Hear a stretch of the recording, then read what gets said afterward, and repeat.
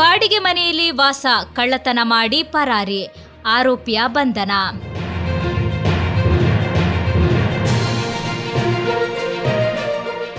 ഇന്നലെ 9:30 അംഗനവാടി തുറക്കാൻ നോക്കുമ്പോഴത്തേക്ക് പൂട്ടെല്ലാം പൊളിച്ചിട്ട് കള്ളൻ വന്ന് ഉള്ളിലുള്ള സാധനങ്ങളെല്ലാം വലിച്ചു വാരി എറിഞ്ഞിട്ടുണ്ട്. വരുമ്പോഴത്തേക്ക് പിന്നെ കുറേ സാധനങ്ങൾ നഷ്ടപ്പെട്ടിട്ടുണ്ട്.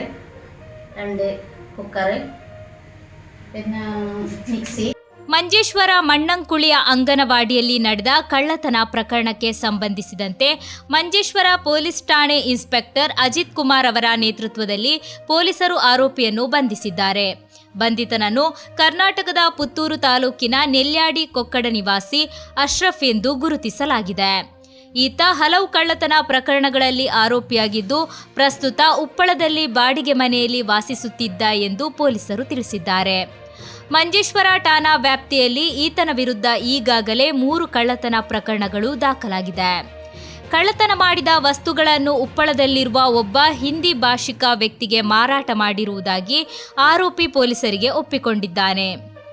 ಈ ಹಿನ್ನೆಲೆ ಕದ್ದ ವಸ್ತುಗಳನ್ನು ಖರೀದಿಸಿದ ವ್ಯಕ್ತಿಯ ಪತ್ತೆಗೆ ಪೊಲೀಸರು ತನಿಖೆ ಆರಂಭಿಸಿದ್ದಾರೆ. ವಿವಿಧ ಸ್ಥಳಗಳಲ್ಲಿ ಬಾಡಿಗೆ ಮನೆ ಮಾಡಿಕೊಂಡು ವಾಸಿಸಿ ಕಳ್ಳತನ ನಡೆಸಿದ ಬಳಿಕ ಆ ಸ್ಥಳವನ್ನು ಬಿಟ್ಟು ಪರಾರಿಯಾಗುವುದು ಈತನ ರೂಢಿಯಾಗಿದ್ದು, ನಂತರ ಮತ್ತೊಂದು ಪ್ರದೇಶಕ್ಕೆ ಸ್ಥಳಾಂತರಗೊಂಡು ಅಲ್ಲಿಯೂ ಕಳ್ಳತನ ನಡೆಸುತ್ತಿದ್ದನು ಎಂಬುದು ತನಿಖೆಯಿಂದ ತಿಳಿದುಬಂದಿದೆ.